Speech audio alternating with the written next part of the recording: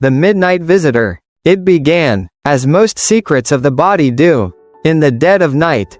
Edward, a retired judge in his late 60s, had everything a man could want: a respectable career behind him, a library filled with books, and the quiet companionship of his wife. Yet, in the silent hours between midnight and dawn, he found himself rising, again and again, to face the cold tiles of the bathroom floor. At first, he dismissed it, just a quirk of aging, just a bladder reminding him of his years.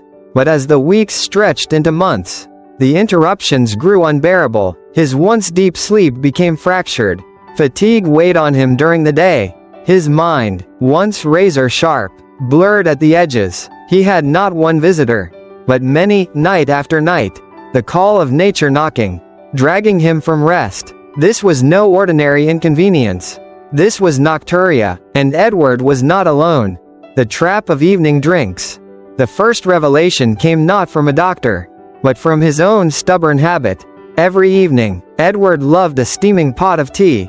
He believed it soothed him, made him drowsy. But tea, like its darker cousin coffee, and its mischievous relative, wine, carried a hidden betrayal. Diuretics, liquids that mocked the body's fragile balance, pushing the kidneys into overdrive, flooding the bladder with urgency just as sleep should have been deepest. Experts whispered of a cruel truth: as we age, the body produces less antidiuretic hormone, the chemical that normally keeps nighttime urine at bay. For men like Edward, this decline, coupled with evening indulgence in stimulants, became a perfect storm. The solution? Shift the rhythm of life. Hydrate generously during the day, but as dusk approached, slow the stream, sip lightly, let thirst be quenched in moderation. The trick was not in deprivation, but in timing, learning that the body obeys a clock more ancient than any courtroom gavel. The secret of elevated legs. Edward's wife noticed something else.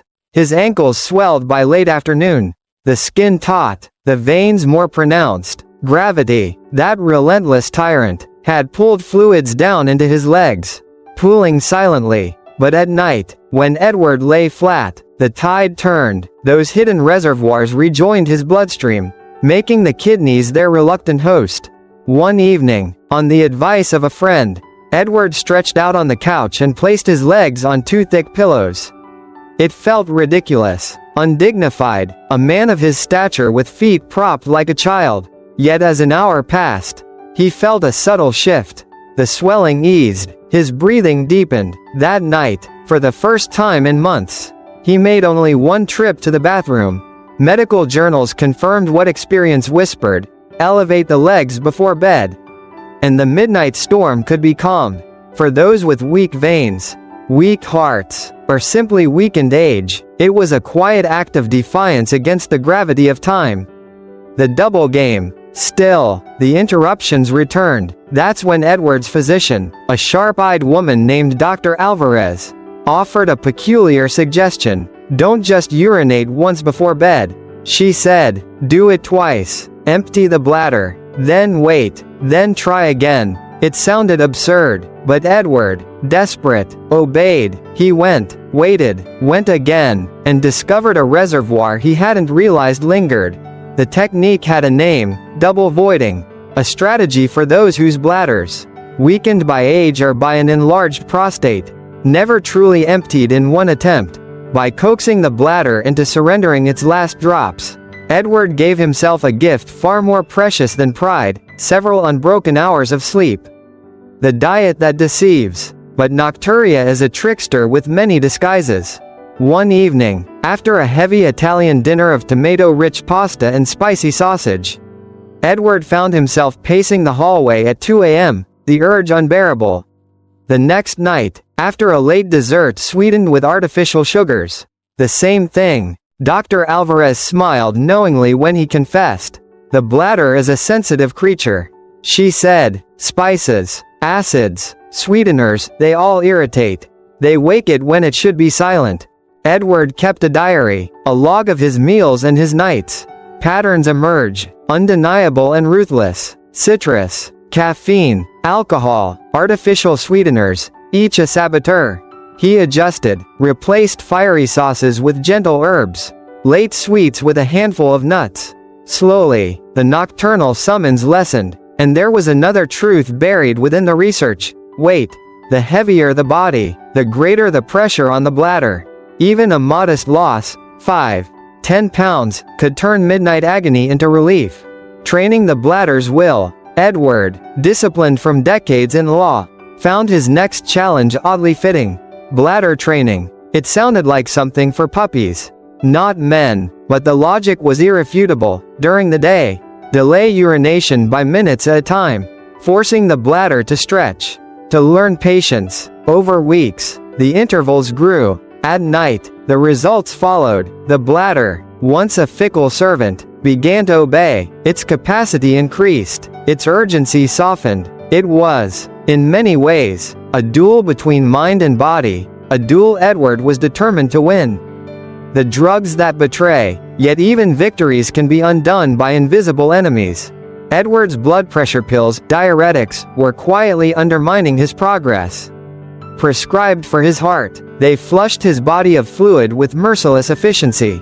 And taken in the evening, they guaranteed nocturia's triumph. It was only after Dr. Alvarez adjusted the timing, shifting his pills to morning, that balance was restored. The lesson was chilling. Even the very medications designed to prolong life could, if mistimed, rob it of rest. For others, antidepressants or corticosteroids played similar games.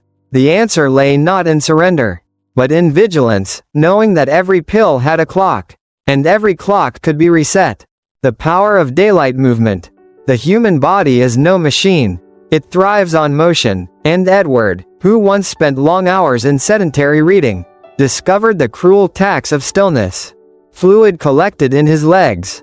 Muscles weakened, his bladder grew impatient, so he walked 30 minutes each day, beneath the old trees of his neighborhood. He cycled, slowly at first, then with greater confidence. He learned simple pelvic floor exercises, strengthening muscles that had long been ignored. And with each step, each breath of fresh air, the nights grew kinder, the trips fewer, the sleep deeper. Science confirmed it. Movement processes fluids more efficiently, prevents pooling, strengthens bladder control, reduces obesity, and even steadies hormones. For Edward, it felt like reclaiming not only his nights, but his days. The ritual of nightfall. But the greatest revelation came not from pills, not from exercise, but from ritual. Edward, ever the judge, thrived on structure, and so he built a bedtime routine as carefully as he once wrote verdicts. At 9:30, lights dimmed. At 10, a warm bath, its steam loosening both body and mind. At 10:30, a book, soft prose, never the sharp edge of a thriller. At 11, sleep. He banished screens, refused the seduction of television, left his phone in another room. The blue light that once shattered his melatonin no longer haunted him. And in the silence of this routine, his body found its rhythm. His bladder, too, obeyed the clock. The awakenings, once 5 or 6 a night, dwindled to 1, sometimes none. The final verdict. One winter morning, Edward sat by the window, watching dawn paint the sky. His wife stirred beside him, rested, content. He thought of the months lost to fatigue, the despair of endless nights, and he thought of the lessons learned, not from a single cure, but from many small battles, each one won with patience. Limit fluids at dusk, elevate legs before bed, double voiding, guard the diet, train the bladder, tame the drugs, embrace movement, honor routine. It was not magic, it was not even extraordinary, but together, these choices formed a defense stronger than any courtroom argument he had ever delivered. And so the judge rendered his verdict at last. Nocturia might never be banished completely, but it could be subdued, controlled, humbled. He rose, stretched, and smiled. The night no longer ruled him,